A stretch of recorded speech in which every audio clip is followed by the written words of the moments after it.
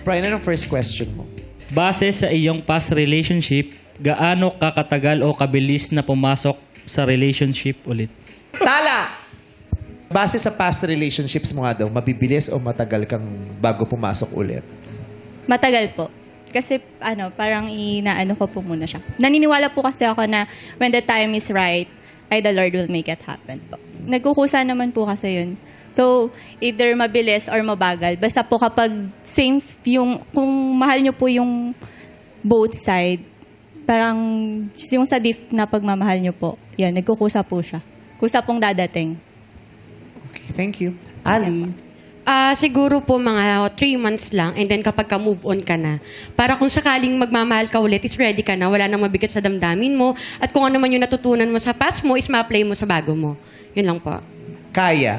Ako po, sobrang tagal. Like, it will take years pa bago ako mag-move to one person. Kasi, naniniwala kasi ako na you need to cherish every moment. Parang lamay lang yan. Parang pinaglalamayan mo. And then after, ibabaon mo. So, parang i-cherish mo bawat pieces that you shared with one another. And then after that, you will take it to the treasure box. And then, yun na, move forward na. Okay. Sinong bibigyan mo ng green flag, Brian? Si number 1 po. Ha? Si number 1. Bakit? Yun ang may medyo Tulad- problema sa'yo. Talagang binubulong mo lahat Oo, ng kaya hindi sinasabi. naiintindihan ni Lai. Kaya inaya mo siyang maglugaw eh. Tulad niya po ng sinabi niya, kusa naman daw pong darating. Hindi lang yun eh. narinig. Ha? Kusa naman daw pong darating kung talagang siya. Laksa mo boses mo, Brian. Kasi sabi niya nga po, di ba, kusa naman daw pong darating yun lang. Tapos nagagalit ka pa sa akin. Nagtataas ka ng boses. Laksan lang yung boses. Gulo si Brian eh. Kusang darating. Yes po. Sino yan? Si number 1? Apo. Oo, walang mahaba, walang maigsi. Pag dumating. Ganon. Aprobado ba sa iyo, Laika? Yes po. Si Tala din ang pinipili mo para sa kanya? Opo. Oh, okay. Congrats sa iyo, Tala. Meron ka ng green flag. Next Thank you po. question. Paano kung hindi ko kayang magkaanak? Oh. Paano kung hindi kaya ni Brian na magkaanak? Simulan natin kay number 3. Kaya. For me, okay lang din. Kasi parang, I will respect na kung ganun man yung magiging situation and I will love you kung ano ka man or kung para mapa-feel ko sa'yo na wala kang kulang. Parang ganun. So, okay lang din sa'yo na, na hindi kayo magkakaroon ng Yes po. Okay. Ito naman si number 1, si Tala. Ano po? Okay lang po na kahit na hindi siya magkaroon ng anak. Kasi po, kapag mahal naman natin yung isa't isa, tapos masaya tayo, madadaan naman natin, maano naman natin sa ibang, yung intention natin sa iba, like sa pag-aalaga ng mga pets, ganun po. Basta, nandito lang ako. Even at your worst po. Ali. Sa akin okay lang din po kasi una sa lahat hindi mo naman kasalanang hindi ka magkaanak. At saka pangalawa po, pwede naman tayo mag-adopt ng mga bata na pwede natin gawing anak at mahalin natin ng totoo. Yun lang po. Ayun. So si Ali meron siyang plan, di ba? If ever, kakanak pa din naman tayo, hindi, Yeah. di ba? Pero yung dalawa kasi, kunyari si Kaya at si Tala, nakikita niyo yung mga sarili niyo na hindi kayo magiging nanay. Kasi madaling sabihin na, di ba, lalo na pag yung tatanggapin ko po siya, ganyan, chu. Pero pag inisip mo yung sitwasyon na yon, anong naramdaman mo ngayon? Actually po, nalungkot. Pero kasi po, mas po ako ngayon eh. Tayo dito. May alaga po kasi ako ng pet. So parang mas okay sa akin ngayon as being single na dun na muna nagpo-focus yung intention ko po. Sa pag-aalaga po ngayon. Ikaw, Kaya. For me, it's sad, but I can look for another way po para maging ma-feel ko na maging nanay ako. Like, I'm a volunteer catechist and yung mga bata na kinukuha ko sa mga lansangan para tuluan, doon na-feel ko na magiging nanay ako. So, hindi man ako nanay nila. Nagiging nanay naman ako in a way na matuturuan ko sila, mapapakita ko magiging mamahalin ko sila. Parang ganun. Ayun. Ayun. Mas Anyway. na-appreciate ko na yung mga sagot nila ngayon. Kasi di ba, ang Gumagawa ng way. generic, yung parang pang beauty contest, yung alam mo na yung isasagot, pero yung gusto natin, yung real. Yeah. Kung nakita mo talaga yung sarili mo doon. Kasi valid naman kung anong mararamdaman mo di ba? Meron di ba yung ibang parang madali lang na tanggapin, yung iba naman hindi, pero yung ganyan, yung Yeah. parang nakikita natin yung totoong mga prinsipyo ninyo. Ano Genuine. para makilala nila kayo talaga. Ang ganda nung sinabi nilang tatlo. Brian, ikaw ba yung tipo ng lalaking magpapakasal ka? Opo. Kasi sabi ko nga po sa kanya nun, sa isa damdamin ko lang po, pag umabot kami ng 8 years, bibigay ko na hinihingi niyang yun. Kasi gusto niya na po kami magpakasal. Sabi ko, tsaka na. Aayain mo siya sa simbahan. Opo. Ba't sa lugaw di mo inaya? Inaya ko po siya, di niya lang. Inaya sa simbahan pero sa reception hindi. Yung gano'n. Hindi lang narinig. Hindi lang narinig. Hinihingi niya na sa iyo, napakasalan mo na siya. At ibibigay mo sana. Sabi ko lang po sa sarili ko, kung umabot kami ng 8 years. Nasa sarili mo lang. Opo. Oh. Anyway, sino bibigyan mo ng green flag? Si number 3 po. Tulad nga po ng sinabi niya, ganun po. Naintindihan niya, kung hindi man ako magkakaroon ng anak, pwede naman daw po mag-adapt. Adapt. Ay, si number 2 yun. Ah, si number. Oo, si number 2. Yun ba yung gusto mong sagot talaga? Opo. Si number 2 ang nagsabi nun si Ali. Gusto So, mo pa rin si sino pinipili number? mo? Gusto mo pa rin si Ali o number 3 Two talaga or yung three? gusto mo? Yung number po. 3, 2. Opo. Kasi yun po yung parang mas okay pa sa akin. Yun. Kasi, Mag-adapt. opo.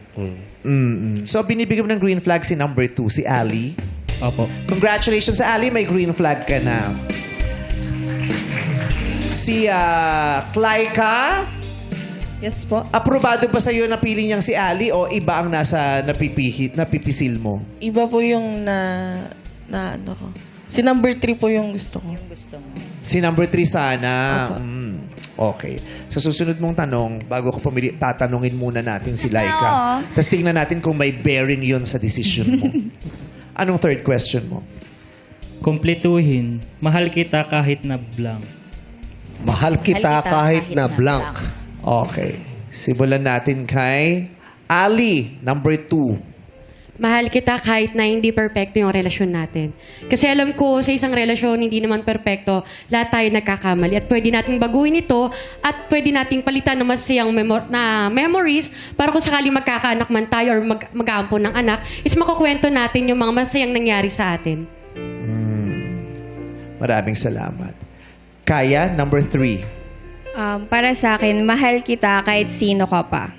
I mean, kahit maging magulo man ang lahat. Kasi parang naniniwala ko na you have an EME in your body na you have an eye to see the goodness in every individual, and the mouth that can speak right, and an ear who knows how to listen and how to understand. Saan pageant mo nagamit yung EME. Oo, maganda. Maganda Hindi, nagtuturo ng catechism to eh. Si Aya, Pag nabitaw mo, uploaded ka sa mga... si Aya po nagsabi na. Si Bini Aya po yung nagsabi. Tala, number 1. Mahal kita kahit na may pagkukulang ka. Kasi, even at we're sa lahat ng mahirap na pagdadaanan natin, nandito lang ako kahit sobrang hirap nun. Basta mag-i-stay ako, alam ko na mapupunan natin lahat ng pagkukulang na yun. Sasamahan kita dun. Oh.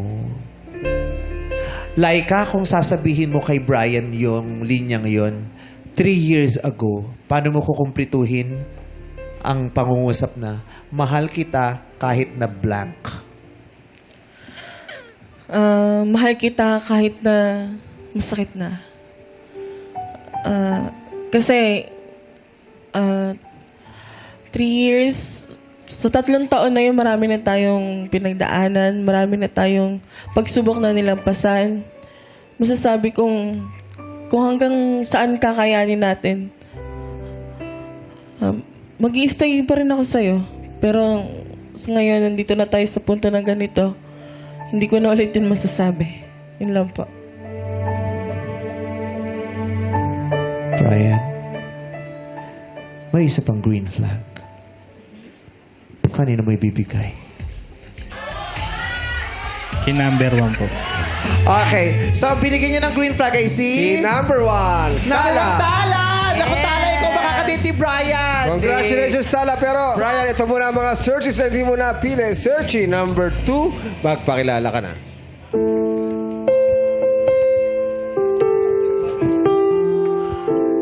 Hi, Brian. So, ayun, ang message ko lang sa'yo is, baguhin mo yung emosyon mo, huwag kang magpapadala sa init ng ulo mo para tumagal sa'yo yung mga babae. Sige, pagalitan mo, girl. Tapos, maging mabait ka, palawakin mo ang pag-unawa mo. Yun lang, be brave. Oh. Be brave. Thank you, Ali. Eto naman si Kaya. Kaya, pagalitan mo yan. Maraming words of wisdom to si Kaya. No? Turuan mo ng katikismo yan. Hi, Brian. Ang sasabihin ko lang is two. One is always choose kindness. And number 2, let go and let God. Yun lang. Ganda. Thank you, Kaya. Eto, pakinggan nga natin ano kayang sasabihin nila sa isa't isa ang mag-ex na si Laika at Brian.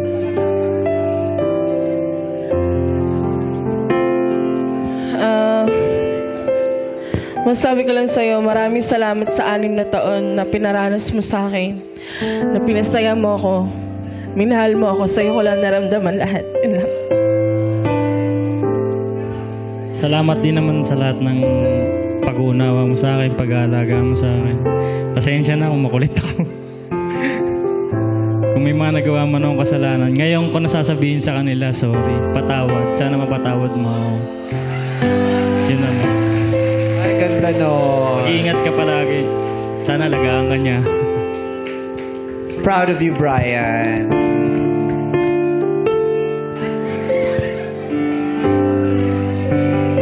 Ay.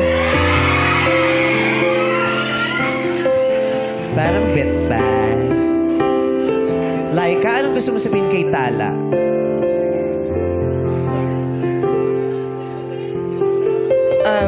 Gusto ko kilalanin mo siya. Hindi lang sa pangalan, kung sino siya, kung ano yung ugali niya. Mapagmahal siyang tao. Sana maging maganda at maayos yung pagiging magkakaibigan niyo at simulan. Yun lang. Good luck. Thank you. Thank you, Laika. Tala, tabihan mo na si Brian.